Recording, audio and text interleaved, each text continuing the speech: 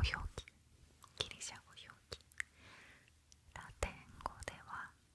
ニコラウス、イタリア語、スペイン語、フランス語ではサンニコラ、イタリア語ではニコラオトモ、ロシア語ではニコライ。以下のような伝説のほか、右に挙げる絵画のように無実の罪に問われた死刑囚を救った聖伝も伝えられている。ある時、ニコラウスは貧しさのあまり3人の娘を身売りしなければならなくなる家族の存在を知った。ニコラウスは真夜中にその家を訪れ、窓から金貨を投げ入れた。この時、暖炉には靴下が下げられていており、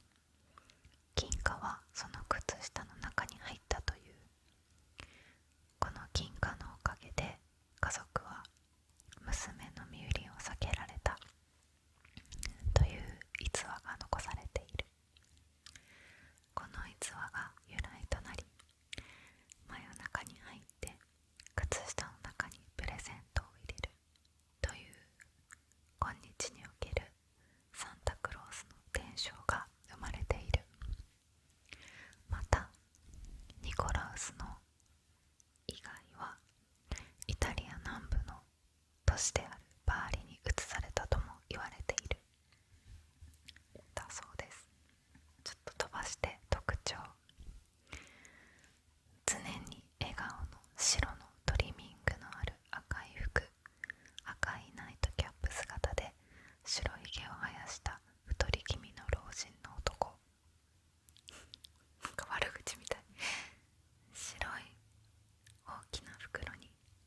クリスマスプレゼントを入れて肩に担いでいる。19世紀の書出では一棟建てのトナカイがそりを引く姿が描かれていたが、やがて八棟建てとなり、家々の子供たちが寝ている間にプレゼントを配る現在のイメージに至っている。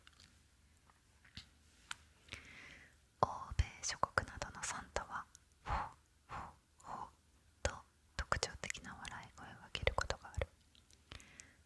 伝統文化として定着している面もあり、カナダではサンタクロース宛て専用の郵便番号 H0H0H0 がある。同国の郵便番号の書式は A1B2C3 のようなアルファベットと数字の組み合わせであり、アルファベットの O の代わりに数字の0を使用している。ドイツの古い伝承では、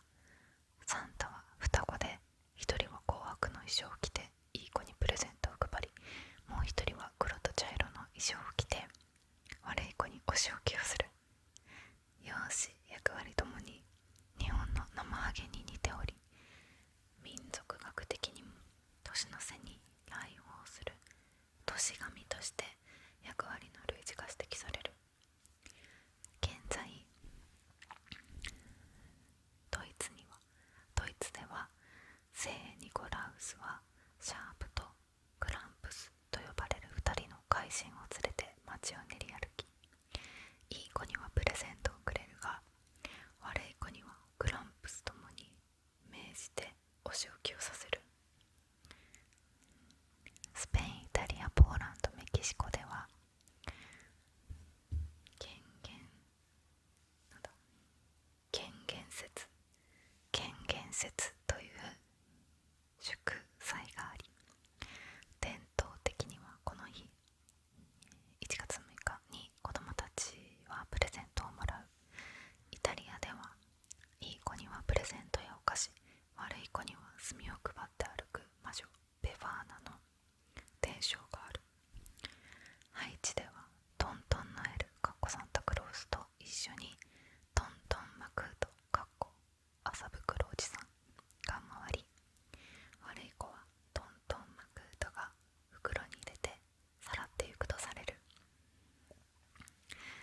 シアのジェド・マロースは青い服を着ている。アイスランドではサンタクロースに相当する妖精として13人